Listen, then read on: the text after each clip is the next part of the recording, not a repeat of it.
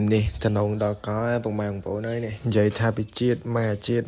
ជាតិតាជាតិហើយបាទជម្រាបសួរពុកម៉ែបងប្អូនទាំងគ្នាបាទនេះគឺជាសកម្មភាពពេលដែលយើងចេញទៅដាក់កដោបាទហើយនេះក៏យើងមកដល់កន្លែងដែលដាក់ហើយព្រោះអីខ្ញុំកាត់វីដេអូខ្លីៗទេឆាប់ដល់កុំឲ្យយូរពេកបាទហើយនេះក៏នាំមេ2នាក់មកដាក់ហើយមេតែចេញពីផ្ទះមកផ្លេចទេទឹកនំគេនេះដាក់តាមកែបទៅជាប់បាទហើយនេះក៏វីដេអូដែលយើងដាក់នឹងគ្នាគឺដាក់បែបហ្នឹងឯងអូទេសភាពក៏ស្អាតកន្លែងដាក់ក៏សម្បូរគាត់ថាវាអត់សូវមានជាប់នៅគ្នាដោយសារខាងហ្នឹងស្រូវវាតបលេខអត់សូវមានកដោរត់ទេនៅគ្នាវានៅតែក្នុងតទៅពេលយើងច្រូតហើយបានកដោសម្បូរស្រូវទុំស្រូវលិចពេលយើងច្រូតហ្នឹង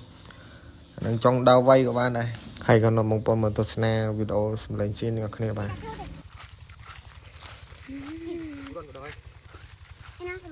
នេះផ្លូវអូនេះនេះអបអត់ហ្នឹងងងទីអប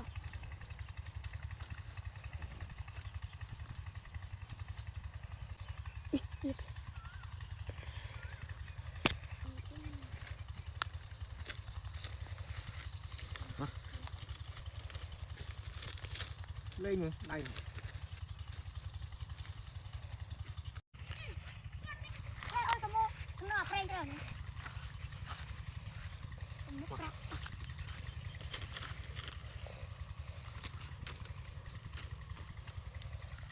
เอ้ต่อទៀតដល់ថយលេងថយថតដែរទៅថតថយ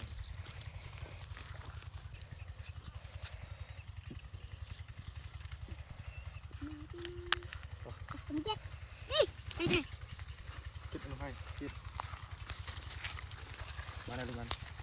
មានហឺនេះអូយល្មមអូយ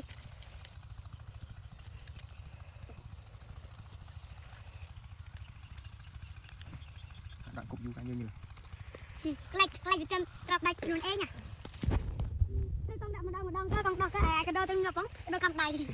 បាទហើយនេះក៏យើងកាត់មកដល់វីដេអូពេលយប់ដែលយើងដើរមើលនៅនេះគឺឃើញជប់មួយ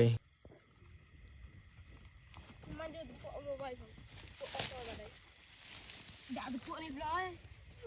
មកបាត់ហើយប៉ុនកោជឿហើយនេះក៏យើងមកដល់ផ្ទះវិញយើងចាប់ដាំបលត់វាឲ្យមេគាត់ធ្វើ